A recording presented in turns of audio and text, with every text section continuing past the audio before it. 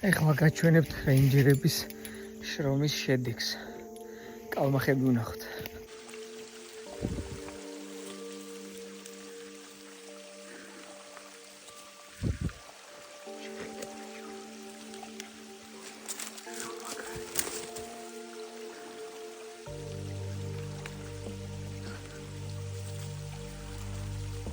ეს არის თევზი, რომელიც სისუფთავის, სიწმინდის და გამორჩეული ადგილების მდგენელია. როდესაც მდინარეში კალმახს ვხედავთ, ჩვენ დარწმუნებით შეგვიძლია ვთქვათ, რომ ეს მდინარე არის ძალიან სუფთა.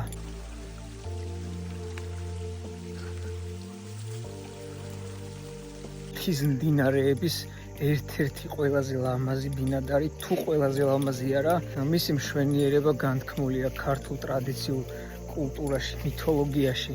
მისი განსაკუთრებული სხეულის მოხატულობა, წითელი წინწკლები, ზოგადად მისი ვიზუალური მხარე ყოველთვის დიდ აღტაცებას იწვევდა ხალხში.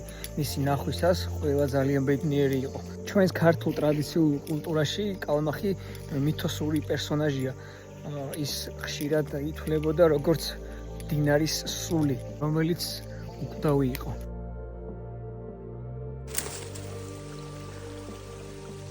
რადგან ადამიანს და კაცობრიობას თავიდანვე გაცნობიერებული ჰქონდა, რომ სისუფთავი უმნიშვნელოვანესი იყო, მას ერთგვარი მითიური პერსონაჟის წოდება მიანიჭა, რომ ის არის მდინარის წმინდა სული, რომელიც მუდმივად ცოცხალი უნდა იყოს. ძველი ხალხები ამბობდნენ, რომ თუ მდინარეებში ბევრი კალმახია, მინდვრებში ბევრი მოსავალი იქნებოდა. არ ვიცი რატომ უკავშირებდნენ ამ ფაქტს მინდვრის მოსავალთან და მოსავლიანობასთან, მაგრამ საკმაოდ გავრცელებული იყო, რომ რამდენადაც მეტია კალმახი მდინარეში, იმდენად უხვი იქნება მოსავალი.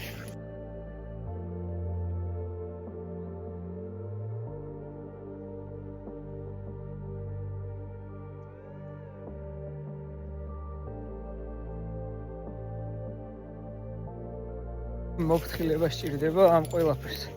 იმ ბუნებრივ გარემოს, იმ ბუნებრივ რესურსებს, რომელიც ყველასთვის საერთოა, სჭირდება მოფრთხილება, რადგან სასიცოცხლოდ მნიშვნელოვანია.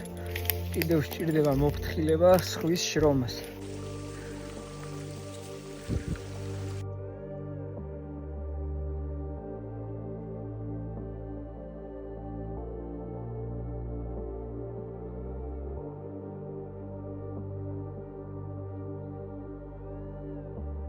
არ დაგავიწყდეთ რეინჯერის დღიურის გამოწერა.